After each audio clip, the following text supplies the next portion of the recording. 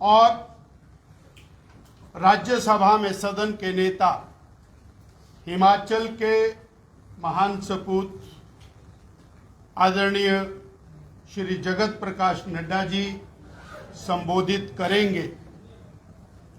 हमारे संघ माननीय सांसदगण, माननीय विधायकगण, माननीय पूर्व मंत्रीगण और कांगड़ा क्षेत्र से जुड़ा हुआ भारतीय जनता पार्टी का शीर्ष नेतृत्व विद्यमान है।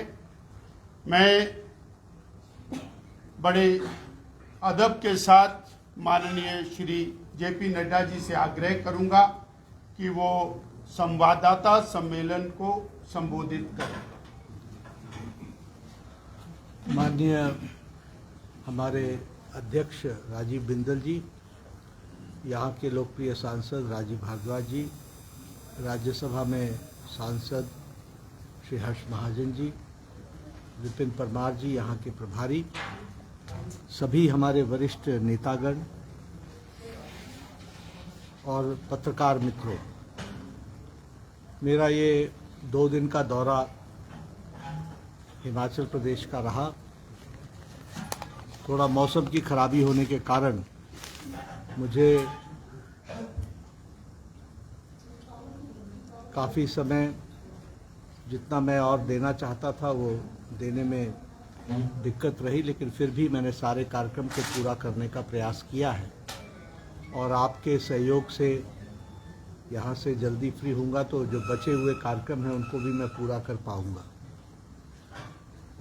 कल मैं एस्पिरेशनल डिस्ट्रिक्ट चंबा की मीटिंग के लिए रात को चंबा में था और चंबा की एस्पिरेशनल डिस्ट्रिक्ट की मीटिंग वहाँ के सभी विधायकों के साथ, सांसद जी के साथ और हमारे राज्यसभा के सांसद के साथ, जिला प्रशासन के साथ हमने चंबा में लिया।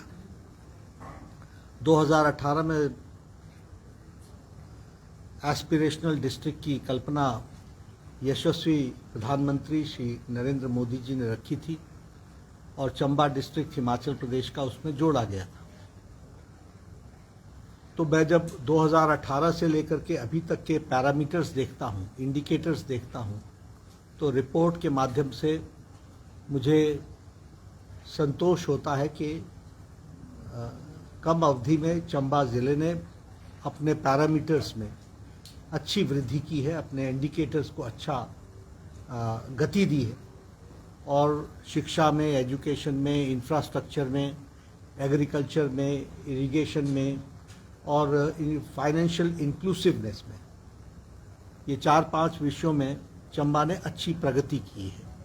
तो मन को संतोष भी हुआ और कुछ बिंदु ऐसे थे जिनके बारे में मुझे थोड़ी कमी दिखी थी, वो मैंने ज़िला प्रशासन को इंगित किया है और मैंने कहा है कि आप इनके बारे में जो कुछ भी आपको केंद्र से सहायता चाहिए, यानी इनपुट्स में, सपोर्ट में, वो हम करने को तैयार हैं।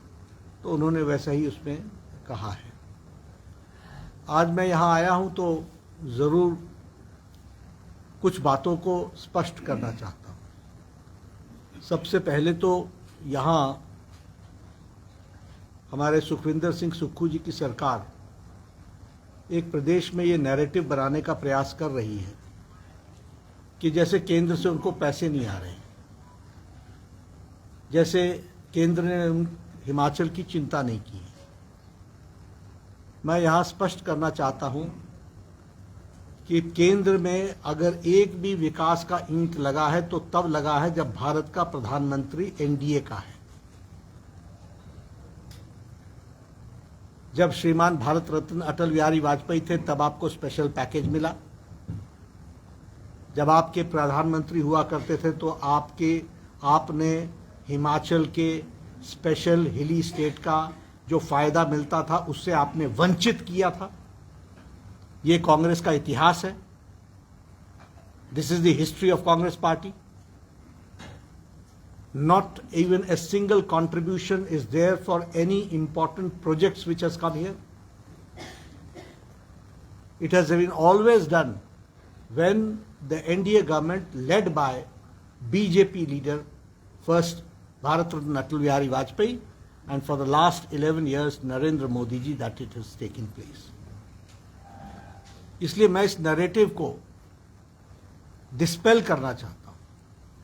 इस साल 2025 में सिर्फ हिमाचल के साल भर के डेवलपमेंट के लिए 11,806 करोड़ रुपए का बजट आवंटित किया गया है, 11,806 करोड़ रुपीस। टैक्स डिवोल्यूशन 2024-25 में, यानी पिछले साल जो मार्च में समाप्त हो रहा है, उसमें आपको जिसमें से 10,681 करोड़ रुपए में से आपको 8,915 करोड़ रुपए 10 जनवरी 2025 तक मिल चुके हैं। ग्रांट्स इन एड में आपको 13,285 करोड़ रुपए दिए गए, 13,285 करोड़। हिमाचल में कैपिटल इन्वेस्टमेंट के लिए, इंडस्ट्री डेवलपमेंट के लिए और लैंड की डिजिटलाइजेशन, रिकॉर्ड डिजिटलाइजेशन के लिए आपको 1,050 करोड़ रुपए दिए गए, 1,050 करोड़ रुपीस। इसी साल के रेलवे बजट में 2,700 करोड़ रुपए दिए गए। और मैं बिलासपुर का रहने वाला हूं, बिलासपुर के किसानों को अभी तक आपने उनकी जमीन का एक्वायर किया हुआ उसका कंपनसेशन नहीं दिया है, और आप आगे जमीन एक्वायर नहीं कर रहे हैं। 2,700 करोड़ रुपए भारत सरकार की रेल ने इसके लिए आपको दे रखा है। इस बार जो किसान क्रेडिट कार्ड में 3 लाख रुपए के लिमिट को बदल करके 5 लाख रुपए किया गया, उससे लगभग यहां पर 10 लाख किसानों को फायदा हुआ है। उसी तरीके से ये जो 12 लाख का इनकम टैक्स फ्री किया गया है, इसका फायदा 6.5 लाख लोगों को, हिमाचल के लोगों को फायदा हो रहा है, 6.5 लाख लोगों को। ग्राम सड़क योजना में 12,000 किलोमीटर की सड़क बनी है, 700 नए हैबिटेशंस को जोड़ लिया गया है। बाकी में लंबी लिस्ट है, अगर मैं बताना शुरू करूं, लेकिन तो लंबी लिस्ट है। 38,000 मकान हमने बना करके प्रधानमंत्री आवास योजना में आपको दिए हैं। लेकिन मैं इतना ज़रूर बताना चाहता हूं, अभी काफ़ी चर्चा हुई, मैं यहाँ आया हूं तो आपसे, All India Institute of Medical Sciences Modi ji ने दिया, Indian Institute of Management Modi ji ने दिया, IIIT मोदी जी ने दिया, कोल डैम अटल जी ने दिया, कौन सा hydro engineering college Modi ji ने दिया, कौन सा सेंट्रल यूनिवर्सिटी से लेकर के कौन सी ऐसी चीज है जो केंद्र ने आपको नहीं दी है। उसी तरीके से अगर मैं देखूं तो आपसे मैं शेयर करना चाहता हूं कि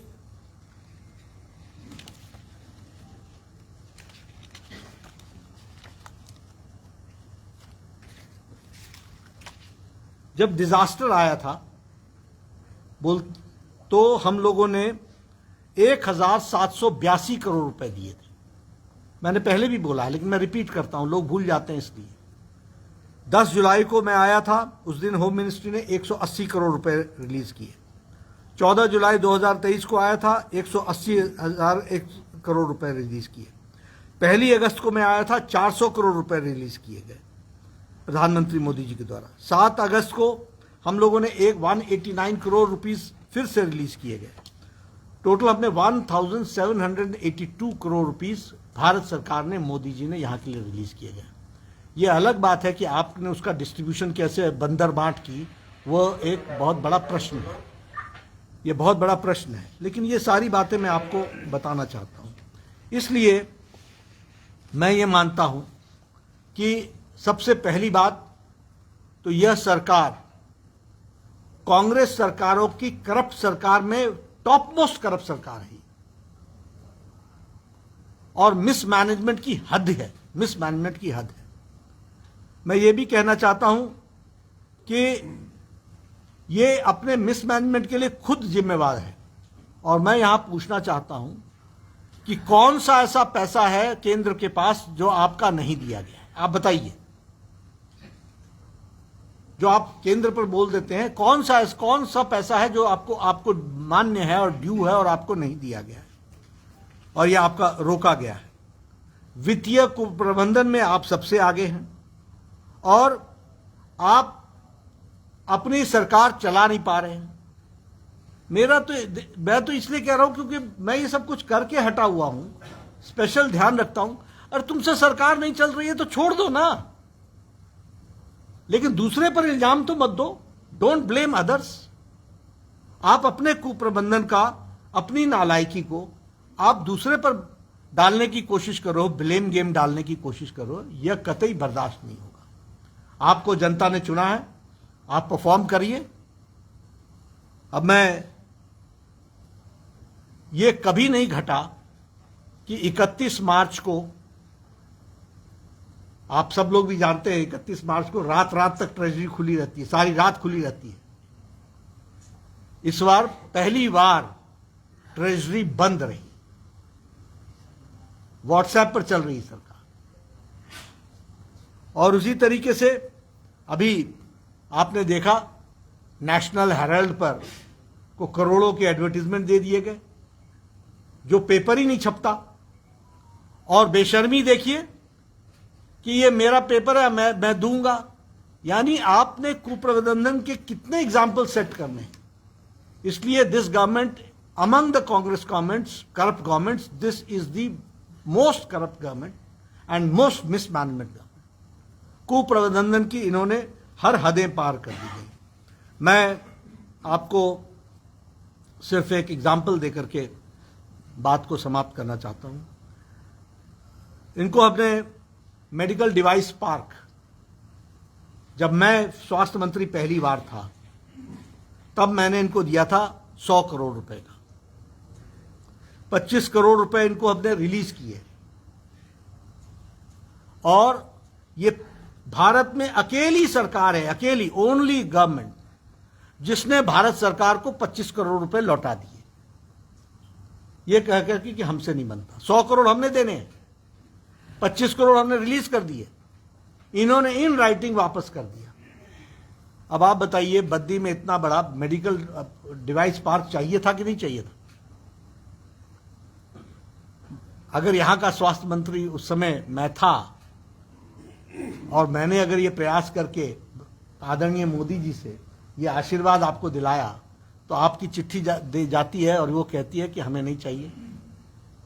उसी तरीके से बल ड्रग पार्क 225 करोड़ रुपए हमने रिलीज कर दिए। इसमें हमने 1000 करोड़ रुपए देने हैं। अब कैसे मैं लाया था प्रधानमंत्री मोदी जी के, एक गुजरात को मिला, एक हिमाचल को मिला, एक साउथ में एक स्टेट को मिला, 3 स्टेट्स को सिर्फ मिले, जिसमें से हिमाचल को आदरणीय मोदी जी के आशीर्वाद से मिला था। 1000 करोड़ रुपए का है, 225 करोड़ रुपए रिलीज हो गए हैं। स्टेट हैज, और कब रिलीज हुए हैं? 2023 में रिलीज हो गए। स्टेट अभी तक उसको यूटिलाइज नहीं कर सका है। हेल्थ में 2014-15 से लेकर के और 15 फाइनेंस कमीशन को लेकर के, जिसमें मेडिकल कॉलेजेस और नर्सिंग ब्लॉक्स कॉलेजेस जोड़े जा रहे हैं, उसमें हमने 12 क्रिटिकल केयर ब्लॉक्स, जिसमें से एक भी कंप्लीट नहीं हुआ है, 12 क्रिटिकल केयर ब्लॉक्स हमने दिए हैं, जिसमें से एक भी कंप्लीट नहीं हुआ है। 11 मदर एंड चाइल्ड हॉस्पिटल दिए हैं। यहां पठानिया जी बैठे होंगे, निका जी आप बैठे हैं, आप पठानी जी आप बैठे हैं। आपको याद है कि आपके सामने आकर के मैंने शिलान्यास किया था, पिछली टर्म में बंद पड़ा है। उसी तरीके से integrated public health labs, not even 1 completed. पिछली टेन्योर में मैं इनको, आपको पता होगा जॉन्डिस फैला था शिमला में, कुछ लोगों की डेथ हुई थी। मैं स्वास्थ्य मंत्री था, मोदी जी के आशीर्वाद से national centre for disease control लेकर के आया, एनसीडीसी। अब जाकर के जब मैंने याद दिलाई दूसरी बार स्वास्थ्य मंत्री बनने के बाद बतौर कि भाई वो national centre for disease control दिया गया था, तो अब जाकर के उसकी जमीन हमको अलॉट हुई है। ये सरकार चल रही है क्या?